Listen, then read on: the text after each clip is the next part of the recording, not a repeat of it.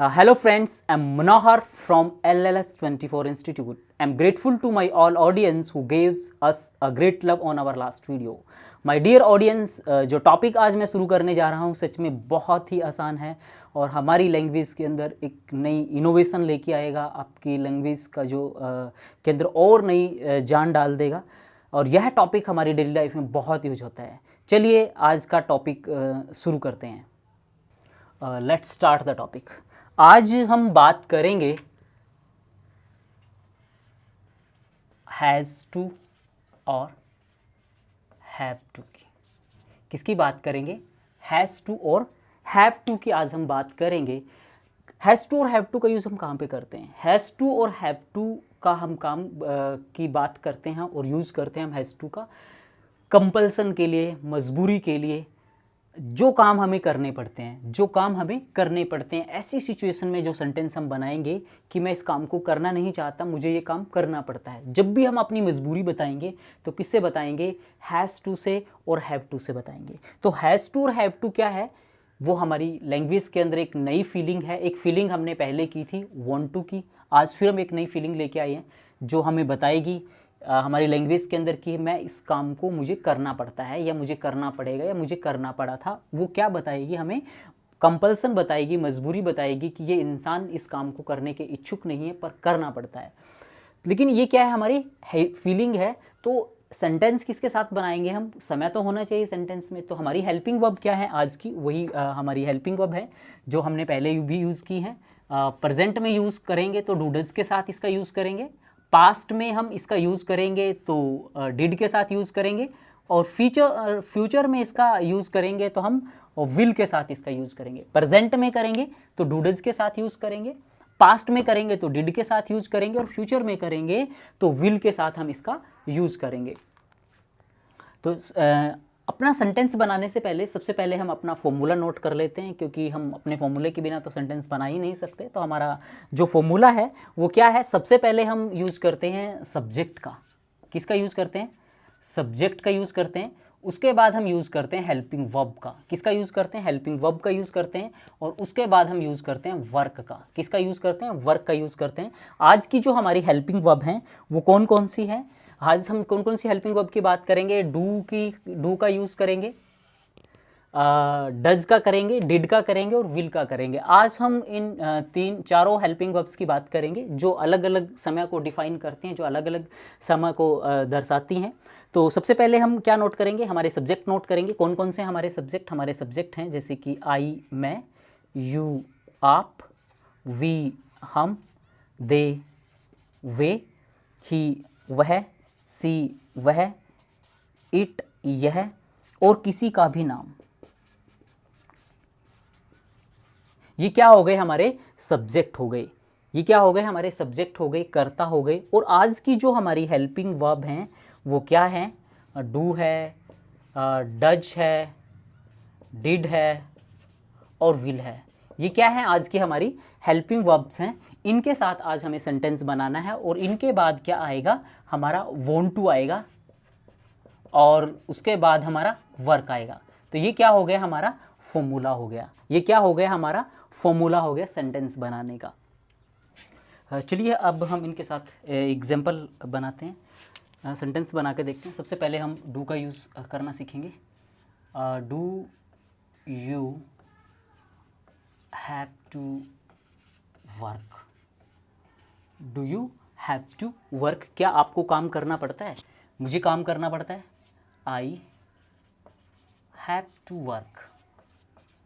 अगर मैं मना करूँगा तो किससे हो जाएगा? Do not. कैसे बोलेंगे? I do not have to work. अब हम डज से बात करते हैं। डज का यूज किसके साथ करते हैं? सिंगुलर के साथ करते हैं, लाइक दिस। डज के साथ ही आ सकता है, सी आ सकता है, या कोई भी single person. Have to work, क्योंकि डज के साथ एस या एस लगता है तो इसीलिए हैव किस में चेंज हो गया? हैज़ में चेंज हो गया। She has to work. मना करेंगे, she does not have to work. जैसे ही हम नेगेटिव आंसर देंगे तो हैव में कन्वर्ट हो जाएगा, पॉजिटिव आंसर में ही हैज़ आएगा। अब हम डिड के साथ बनाते हैं। Did you have to work, क्या आपको काम करना पड़ा था, मुझे काम करना पड़ा था। तो हैव की जो सेकंड फॉर्म है वो क्या हो जाएगी, हैड हो जाएगी। तो किस में हैज़ टू किस में बदल जाएगा, हैज़ टू हैव टू किस में बदल जाएंगे, हैड टू में बदल जाएंगे। और वर्क की फर्स्ट फॉर्म रहेगी, मना करेंगे तो डिड नॉट से मना करेंगे। और जब हम नेगेटिव आंसर देंगे तो वर्ब की फर्स्ट फॉर्म आती है डिड के साथ, हैव टू वर्क। ये डिड सभी के साथ यूज़ होता है तो इसीलिए हमने सिंगल फॉर्मेट बनाया है इसका। तो अब हम विल की बात करते हैं। जब भी हम फ्यूचर में कोई भी अपनी कंपल्सन मजबूरी दिखाएंगे तो हम विल के साथ यूज़ करेंगे। Will you have to work, क्या आपको काम करना पड़ेगा। आंसर करेंगे मुझे काम करना पड़ेगा। I will have to work, मना करेंगे तो विल नॉट हो जाएगा। I will not have to work, I will not have to work. तो इस तरीके से हम इनके साथ सेंटेंस बनाएंगे। कोई भी जब हमें अपनी कंपल्सन मजबूरी बतानी हो, प्रेजेंट में बतानी हो तो डू डज वाली सेंस में जाएगा, पास्ट में बतानी हो तो डिड वाली सेंस में हम बताएंगे। और फ्यूचर में जब भी हमें अपनी कोई कंपल्सन मजबूरी हमें दिखानी है तो हम विल के साथ दिखाएंगे। चलिए हम कुछ और सेंटेंस बना के देखते हैं। जैसे मैंने कहा क्या आपको घर का काम करना पड़ता है, तो कैसे कहेंगे, do you have to do domestic work, मुझे घर का काम करना पड़ता है। I have to do domestic work, मुझे घर का काम नहीं करना पड़ता। I do not have to do domestic work, क्या नेहा को घर का काम करना पड़ता है। Does Neha have to do domestic work, Neha को घर का काम करना पड़ता है। सी की जगह नाम नेम आ जाएगा, नेहा आ जाएगा। Neha has to do domestic work, मना करेंगे तो Neha does not have to do domestic work. इस तरीके से हम सेंटेंस बनाएंगे। यदि इसी सेंटेंस को हम पास्ट में लेके जाते हैं तो हम उसकी क्वेश्चनिंग डिड से करेंगे। जैसे मैंने आपको कहा did you have to do domestic work, क्या आपको घर के काम करने पड़े थे, मुझे घर के काम करने पड़े थे। I had to do domestic work, मुझे घर के काम नहीं करने पड़े थे। I did not have to do domestic work, क्या आपको घर के काम करने पड़ेंगे। यदि हम फ्यूचर में क्वेश्चनिंग करेंगे तो विल से करेंगे। Will you have to do domestic work, मुझे घर के काम करने पड़ेंगे। I will have to do domestic work, मुझे घर के काम नहीं करने पड़ेंगे। I will not have to do domestic work. तो डियर ब्रदर एंड सिस्टर, इसके साथ हम ऐसे सेंटेंस बनाएंगे। हमारी और भी बहुत सारी जो मजबूरी हैं वो हो सकती हैं, जो काम हम करना नहीं चाहते जो हमें करने पड़ते हैं। जैसे आपने देखा होगा कि जो हमारे आप नॉर्मली जो घरों में क्या होता है कि बहुत सारे घरों में क्या सेम टाइप ऑफ फूड बनता रहता है, एक जैसा ही खाना मिलता रहता है। जैसे कि आजकल जो सब्जी है, जो ग्रीन वेजिटेबल जिसको हम घिया और लूफा यानी कि तोरी बोलते हैं, इन दिनों में काफ़ी सस्ती हो जाती है। सस्ती होने की वजह से तो रोज़ गांव में तो सेम वही घिया घिया घिया, तो बच्चे पक जाते हैं। तो हम सामने वाले से पूछ सकते हैं क्या आपको सेम टाइप एक जैसा हर रोज़ खाना खाना पड़ता है, तो कैसे कहेंगे, do you have to take same type of food, मुझे एक जैसा खाना खाना पड़ता है। I have to take same type of food, मुझे नहीं खाना पड़ता। I do not have to take same type of food, क्या उसे हर रोज़ एक जैसा खाना खाना पड़ता है। Does she have to take same type of food, उसे हर रोज़ एक जैसा खाना खाना पड़ता है। She has to take same type of food, उसे नहीं खाना पड़ता। She does not have to take same type of food. अगर इसी बात को हम पास्ट में पूछेंगे, क्या आपको एक जैसा खाना पड़ा था, एक जैसा खाना खाना पड़ा था, तो कैसे कहेंगे, did you have to take same type of food. Positive answer देंगे तो हैड से देंगे, I had to take same type of food. मना करेंगे तो I did not have to take same type of food, मुझे एक जैसा खाना नहीं खाना पड़ा था। क्या आपको एक जैसा खाना खाना पड़ेगा, will you have to take same type of food, मुझे खाना पड़ेगा। I will have to take same type of food, मना करेंगे I will not have to take same type of food. तो इस तरीके से हम इनके साथ सेंटेंस बनाएंगे। और भी बहुत सारी मजबूरी हो सकती है, प्रॉब्लम हो सकती है, जैसे कि कुछ लड़कियां हैं उनको घर के काम करने बिल्कुल भी अच्छे नहीं लगते, और जब उनकी मम्मी उनको झाड़ू लगाने के लिए, पोछा लगाने के लिए बोलती है तो उनको बड़ा अजीब लगता है। तो कैसे कहेंगे, क्या आपको पोछा लगाना पड़ता है? Do you have to mop the floor? मुझे पोछा लगाना पड़ता है। I have to mop the floor. मुझे पोछा नहीं लगाना पड़ता। I do not have to mop the floor. क्या उसे पोछा लगाना पड़ता है? Does she have to mop the floor? उसे पोछा लगाना पड़ता है। He has to mop the floor. मना कर दो, उसे पोछा नहीं लगाना पड़ता। She does not have to mop the floor. क्या आपको पोछा लगाना पड़ा था? Did you have to mop the floor? मुझे पोछा लगाना पड़ा था। I had to mop the floor. मना कर दो, I did not have to mop the floor. मुझे पोछा लगाना नहीं पड़ा था। तो इसी तरीके से हम फ्यूचर में पूछ सकते हैं, will you have to mop the floor? क्या आपको पोछा लगाना पड़ेगा? I will have to mop the floor. मुझे पोछा लगाना पड़ेगा। मना कर दो, I will not have to mop the floor. मुझे पोछा नहीं लगाना पड़ेगा। तो इसी तरीके से हम और सेंटेंस बना सकते हैं, जैसे क्या आपको बर्तन साफ़ करने पड़ते हैं? Do you have to do dishes? मुझे करने पड़ते हैं। I have to do dishes. मुझे नहीं साफ़ करने पड़ते। I do not have to do dishes. क्या आपकी बहन को बर्तन साफ़ करने पड़ते हैं? Does your sister have to do dishes? मेरी सिस्टर को करने पड़ते हैं। My sister has to do dishes. मना कर दो, my sister does not have to do dishes. क्या आपको बर्तन साफ़ करने पड़े थे? Did you have to do dishes? मुझे बर्तन साफ़ करने पड़े थे। I had to do dishes. मुझे नहीं करने पड़े थे। I did not have to do dishes. क्या आपको बर्तन साफ़ करने पड़ेंगे? फ्यूचर की हम बात करें, will you have to do dishes? मुझे बर्तन साफ़ करने पड़ेंगे। I will have to do dishes. मना कर दो, मुझे बर्तन साफ़ नहीं करने पड़ेंगे। I will not have to do dishes. तो इस तरीके से हम सेंटेंसेस बनाएंगे। और भी, जैसे मैंने कहा, क्या आपको घिया खानी पड़ती है या तोरी खानी पड़ती है? तो कैसे कहेंगे, do you have to take loofah? मुझे तोरी खानी पड़ती है। I have to take loofah. मुझे तोरी नहीं खानी पड़ती।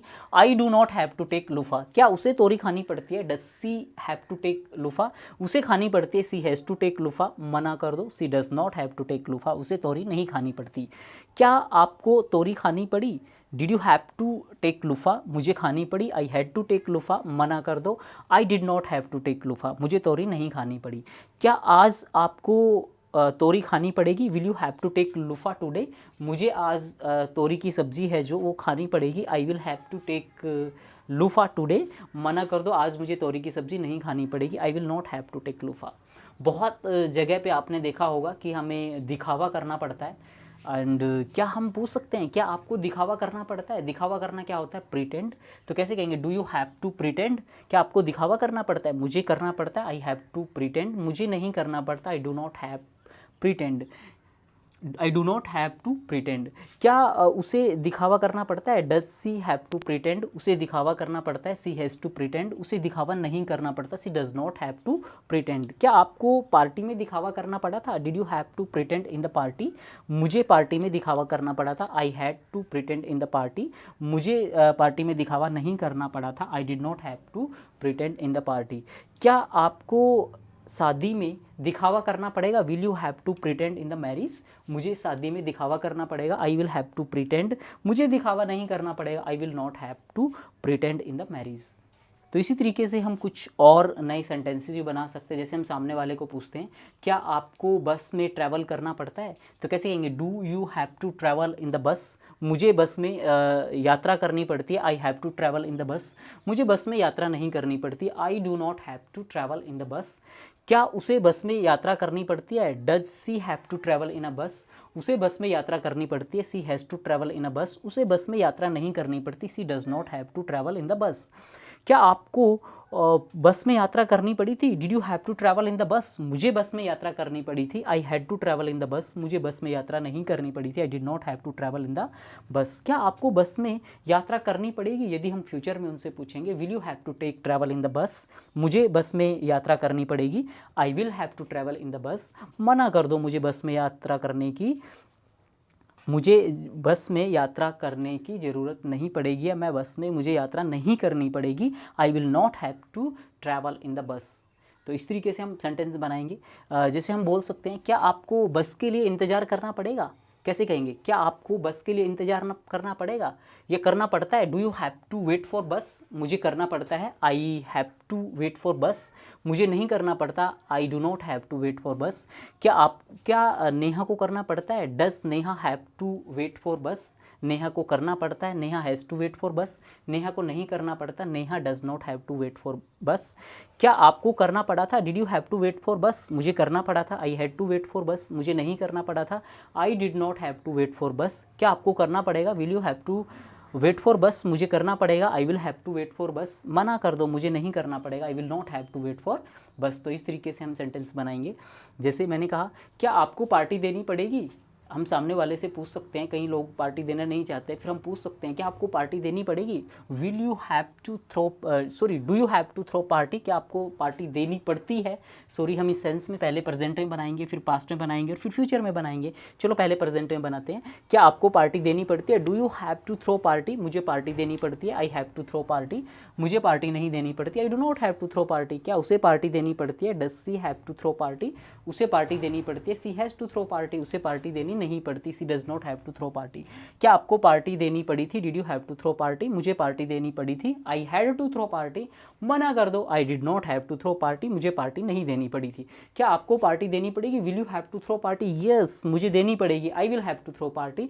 मुझे पार्टी नहीं देनी पड़ेगी। I will not have to throw party. Whenever you have to tell to anyone you do not want to do this work, whenever you have to share or tell your compulsion, so what we use there, we can use there has to have to हम वहाँ पे use करते हैं जब भी आपको किसी भी काम में अपनी कंपल्सन, अपनी मजबूरी यदि आपको शो करनी है, तो उसके लिए हम किसका यूज़ करेंगे? हैज़ टू का, हैव टू का यूज़ करेंगे। ऐसे बहुत सारी चीज़ें हैं जहाँ पे हम इनका यूज़ करते हैं। सपोज करो आप ग्राउंड में खेल रहे हो और आपका बड़ा मन है, आप इन्जॉय कर रहे हो क्रिकेट को या किसी भी गेम को, पर आपके घर से फ़ोन आया और अपने दोस्त से आप क्या कहोगे कि मैं घर जा रहा हूँ, मेरे पापा ने मुझे फ़ोन किया है, मुझे घर जाना पड़ेगा। आप जाना नहीं चाह रहे हो लेकिन मुझे जाना पड़ेगा। ऐसी कंडीशन में कैसे कहेंगे?